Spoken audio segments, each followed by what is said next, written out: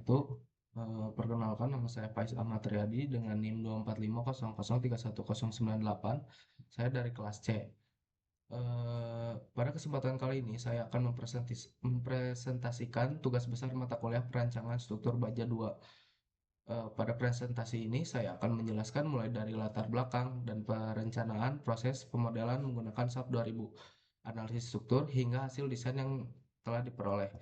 Semoga presentasi ini dapat memberikan gambaran mengenai proses perencanaan struktur baja sesuai standar yang berlaku. Oke, di sini ada slide pertama yaitu judul. Pada slide pertama merupakan identitas dari tugas besar yang saya kerjakan. Tugas ini membahas mengenai perencanaan struktur baja gedung 5 lantai menggunakan metode LRFD dengan bantuan software SAP 2000 sebagai alat analisis struktur. Sekarang dilanjut ke slide yang kedua. Nah, di slide yang kedua ada pengembangan dunia konstruksi menuntut bangunan yang aman, ekonomis, dan efisien. Baja dipilih sebagai material utama karena memiliki kekuatan tinggi dan diaktivitas yang baik, serta proses fabrikasi dan pemasangan yang relatif cepat dibandingkan material lainnya. Nah, tujuannya yaitu ada merancang struktur bangunan gedung bertingkat dengan material baja dengan mutu BJ41 dengan bantuan software. Yang kedua, menganalisis serta memperhitungkan dimensi material yang digunakan pada struktur baja bangunan gedung 5 lantai. Yang ketiga, mengetahui analisa pembebanan dalam suatu konstruksi. Yang keempat, mengetahui rencana anggaran biaya atau juga RAB dalam suatu konstruksi. Yang kelima, menyusun rencana kerja dan syarat-syarat yang disebut juga RKS.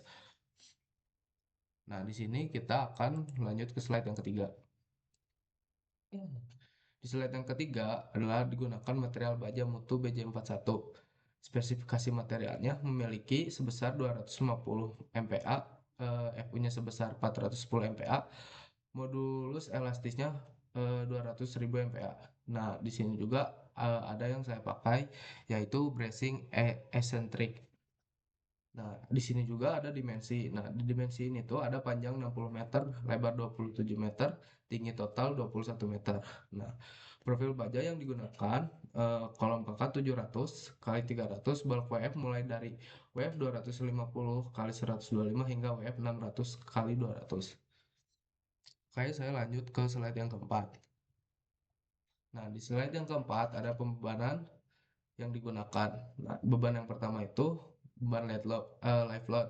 Beban hidup yaitu beban dinamis yang fluktuatif akibat pemanfaatan ruang seperti keberadaan penggunaan bangunan dan penempatan furnitur. Yang kedua, beban angin. Nah, beban angin ini wind load yang menimbulkan aksi gaya searah maupun tegak lurus pada elemen struktur bangunan. Yang ketiga, beban mati yaitu dead load. Beban mati ini yang berasal berat permanen seluruh komponen utama seperti balok, kolom. Dan yang ke dan yang keempat ada beban gempa. Beban gempa ini dinamis akibat getaran tanah yang mempengaruhi stabilitas dan kekuatan bangunan. Yang kelima, beban mati. Beban mati tambahan itu SDL. Beban mati tambahan adalah yaitu beban permanen yang berasal dari komponen arsitektural dan non struktural seperti dinding, pembatas, langit-langit, serta lapisan finishing lantai. Oke, dan ini adalah kombinasi bebannya. Dan sekarang saya akan lanjut ke slide yang kelima. Slide yang kelima adalah pemodelan baja. Nah, ini tuh yang saya pakai bracingnya ya. Lalu elemen pengaku struktur yang berfungsi menambah kekakuan, menjaga kestabilan bangunan dan menahan gaya lateral seperti angin dan gempa. Nah, di sini juga ada pondasi bore pile. Pondasi dalam yang dibuat dengan pengeboran dan mengecoran beton untuk meneruskan beban bangunan ke lapisan tanah keras. Nah, di sini tuh ada spring.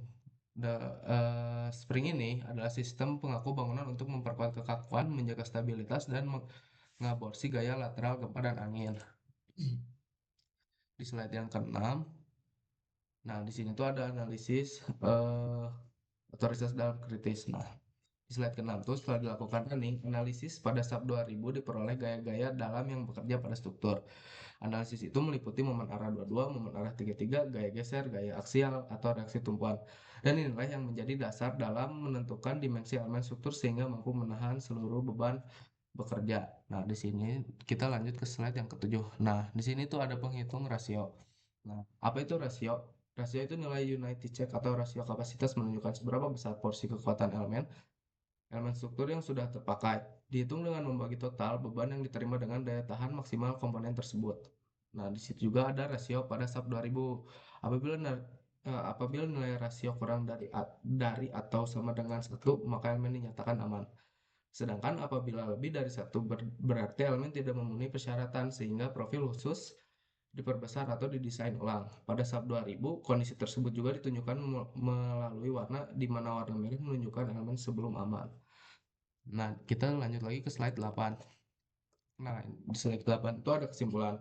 Berdasarkan hasil analisis yang saya dapat simpulkan, nah, perencanaan struktur baja gedung ini, gedung 5 lantai menggunakan material BJ41 berhasil dilakukan menggunakan SAP 2000. Seluruh elemen struktur memenuhi persyaratan kekuatan, ke kekakuan dan stabilitas berdasarkan ketentuan SNI.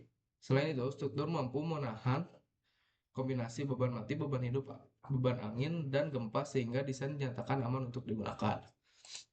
Oke, di sini demikian presentasi yang dapat saya sampaikan mengenai perancangan struktur baja gedung 5 lantai menggunakan metode LRFD. Saya mengucapkan terima kasih atas perhatian Bapak dosen dan Asleb dan teman-teman sekalian. Apabila terdapat kritik, saran maupun pertanyaan, saya dengan senang hati akan mencoba menjawab sesuai kemampuan saya. Terima kasih.